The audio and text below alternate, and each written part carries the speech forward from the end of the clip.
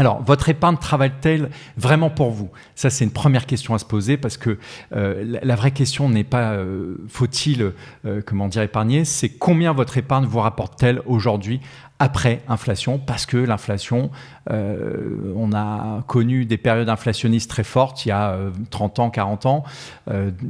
Pendant une période de 15 ans, on a connu une inflation très basse. Et depuis 3 ans, guerre en Ukraine, 4 ans, on est dans une inflation qui est supérieure. Et puis là, avec la guerre en Iran, c'est reparti. Aux États-Unis, on a un niveau d'inflation qui est important. Donc, ce qu'il faut avoir en tête, c'est que l'inflation, ça peut éroder votre patrimoine. Un fonds euro qui peut à peine couvrir l'inflation. La sécurité, elle a un coût, mais un rendement réel souvent proche de zéro. Si j'ai 3% d'inflation et que mon rendement net après fiscalité, c'est 3%, en fait, finalement, je n'ai pas gagné d'argent. Un livret réglementé qui peut être plein. Au-delà du plafond, là, je dors sur un compte courant. Les livrets réglementés, on verra, mais c'est important d'avoir de l'épargne de précaution. Moi, j'aime bien dire à mes clients, construisez de l'épargne de précaution avant de construire de l'épargne immobilière. C'est très important. La retraite, une inconnue. Les carrières sont moins linéaires. Le système qui est clairement sous tension. Le système est sous tension avec cette pyramide des âges. On a entendu 3000 classes qui seront fermées à la rentrée. Si c'est 3000 classes qui sont fermées à la rentrée, vous faites un petit calcul, 3000 fois, on va dire 25-30 personnes, ça fait tout de suite 90 000 élèves en moins. Et ces 90 000 élèves en moins, finalement, c'est une pyramide des âges qui fait que le système de retraite va être sous pression. Puis après, l'immobilier direct, trop lourd, les apports, le crédit, la gestion, les vacances locatives, un second métier. Donc la SCPI, elle peut répondre à ce point précis, un revenu immobilier régulier sans emporter la gestion. Alors, pour investir, pour moi, ça commence déjà par une épargne qui est bien structurée. Le premier élément, je ne suis pas du tout dogmatique en épargne. Le seul dogme que j'ai, c'est ce petit tableau que vous voyez sur la droite, qui est un tableau, le tableau du budget familial. Alors, une famille, ça commence à partir d'une personne. C'est pas le budget familial. Ce budget-là, il va vous permettre de savoir tout au long de l'année combien vous dépensez sur une année au global. Et savoir combien on dépense, cet outil, il est gratuit. Vous le verrez dans les commentaires de cette vidéo que vous retrouvez sur YouTube.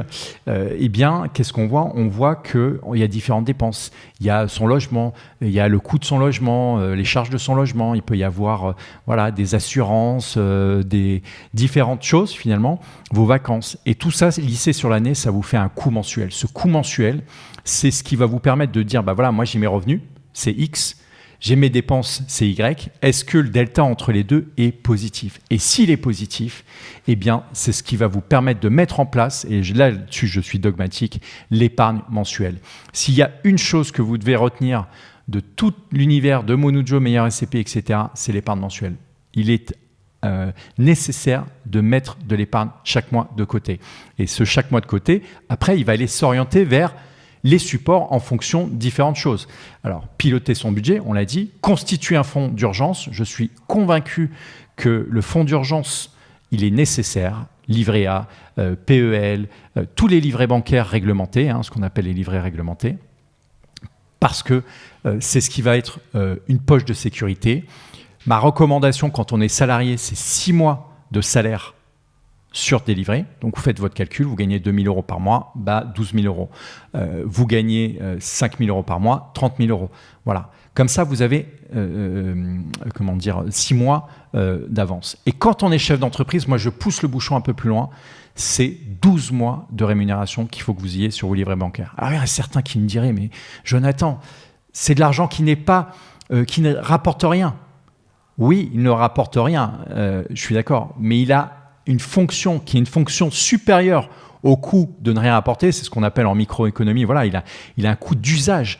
Cet usage, c'est que si demain il vous arrive un pépin, vous êtes capable de vous en servir. Et ça, c'est important. Et après, une fois qu'on a constitué son budget, son fonds d'urgence, là, on va pouvoir investir le surplus. Et sur le surplus, on peut avoir première marche à franchir, l'assurance vie, les SCPI, si on est dans une logique très long terme. Voilà.